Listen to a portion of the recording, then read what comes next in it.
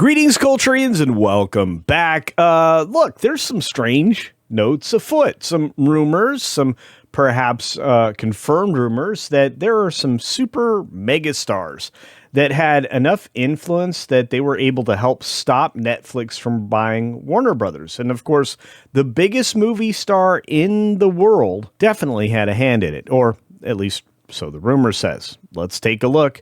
Thank you, Tom Cruise, and thank you to any other stars that participated. Here we go.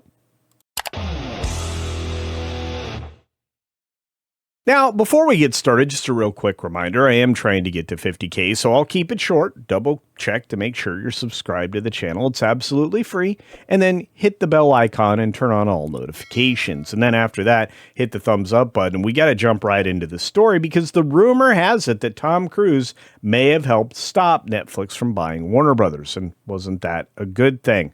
Was in my opinion. What's yours? Again, you can comment right now in the comment section below. Hollywood is still reeling from the Paramount Skydance's apparent win over Netflix in Warner Brothers Discovery bidding war. One that may have an unexpected ally in Tom Cruise, which makes a lot of sense. According to sources at the Daily Mail, Cruise was furious at the idea of a streaming giant taking over a legacy studio and suspected that it would be the end of theatrical distribution like many of us out here have. Cruise, who signed a deal with Warner Brothers in 2024, reportedly made his feelings very, very clear to Warner Brothers executives about the proposed deal with Netflix. And look, that doesn't surprise me at all. Tom Cruise has a certain way of going about his productions, and he liked working with Paramount. I think he's going to enjoy working with Warner Brothers this particular contract. But at the same time, once they become the same company, he might be able to assert even more authority and control over his projects in a way I don't think he ever anticipated. Now, this all started because there started out to be a bidding war. If you reach all the way back to November, around the 7th, those were the dates when things started to, well, heat up as far as the conflict went and created a bunch of clocks on everybody's performance, including that of Paramount. So let's dive into the story, the bidding war. The bidding war. Last December, Warner Brothers CEO David Zaslav announced the board had accepted an $82.7 billion deal from Netflix, while Paramount Skydance immediately initiated a hostile takeover, which seemed to have worked out. They were going directly to shareholders with a counteroffer, which meant that would put more money in their pockets, and things continued moving forward between Warner Brothers and Netflix despite all of that.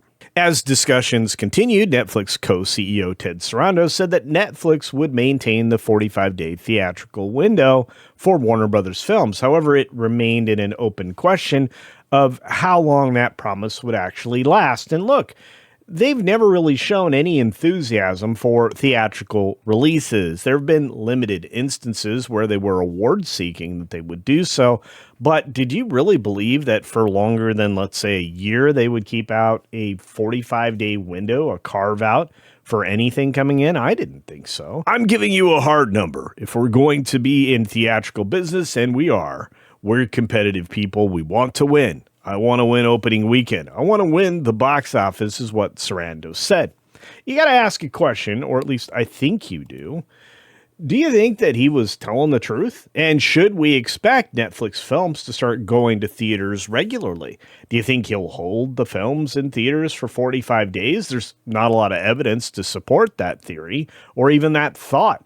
And I think that's something that a lot of people had a lot of questions about, especially since they're so politically motivated within that Netflix organization. I think a lot of people were more than a little bit nervous, and I can understand why, because I was nervous too. At the time, many in the entertainment industry in Washington, as well as audiences, were concerned what the deal would mean for movie theaters and production as a whole. A source told the Daily Mail that Cruise was really cross, furious in fact, at the idea that a streamer would take over such a prestigious filmmaking company. And he has a lot to be angry about, I believe, because that really would have stripped away one of the originals and one of the largest, and something that was a going concern that really supported an industry that has been in slow decline as Hollywood is, well, essentially lowered the number of starts that they have each and every year, not just for film, but for television as well. And that gets kind of to the heart of the matter, I think. I mean, if you take a look at the fact that Hollywood's kind of dying as far as a production location, we start to look at the other parts of the country that are becoming more desirable. And we're not even talking about people going north to Canada or even across the pond and hanging out over there at Pinewood Studios in the UK, but right here in the USA, which is a good place to make movies. It's where the talent is. And it's also where there are places to shoot that can mimic the big city or mimic anywhere else. And enormous studio complexes are being constructed right now, and many still exist in many places, including in Georgia and in other fine states such as Tennessee and Florida. There's a lot of opportunity out there, and I feel like the movie industry is moving forward into it.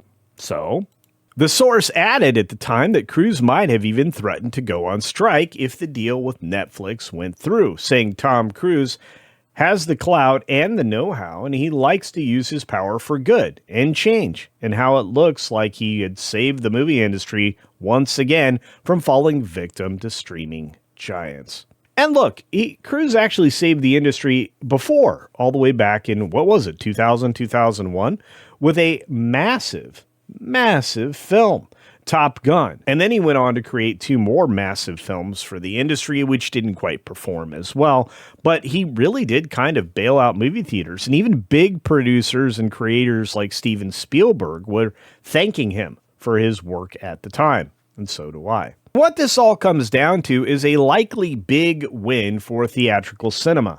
While Tom Cruise's involvement behind the scenes is unknown, or exactly the level of involvement, let's just be fair with that reporting, the star's passion for theatrical cinema is well known.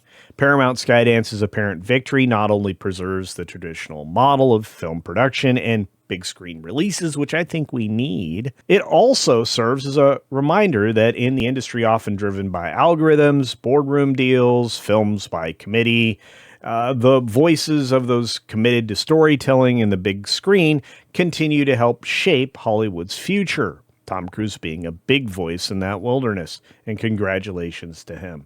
Now, I want to say congratulations to Trevor for writing such a great article for us over on That Park Place. You can check that out for your source of news, at least entertainment news, theme park news, anything that has to do with entertaining the masses as a business is definitely found over there, along with, of course, geeks and gamers who also have a journalistic reputation that not a lot of people can match. Many of these companies that we work with regularly that I consider friends are actually cited regularly by other outlets and even in Congress at various hearings. So let's just say this. I really appreciate being associated with That Park Place, WDW Pro, the folks over at Geeks and Gamers, and, well, all of you as well. In fact, thank you for being in the audience today, but I have to ask you a question.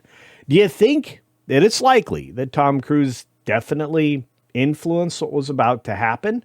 Do you think that Paramount would have succeeded anyway? Do you believe Warner Brothers Discovery just kind of got caught out in the wind trying to do something for political reasons rather than turning their company over to, well, something that's going to be a little more balanced and a little less beholden to political allyship, to things that force politics upon children and in other places they certainly don't belong? Anyway, your thoughts are as good as mine, so let me know them down in the comments section below. And as always, be sure to take care of yourself, take care of others, wash your hands because it's good hygiene. You don't want to try to fight a cold like I am right now. And until next time, see ya, hopefully at a movie theater.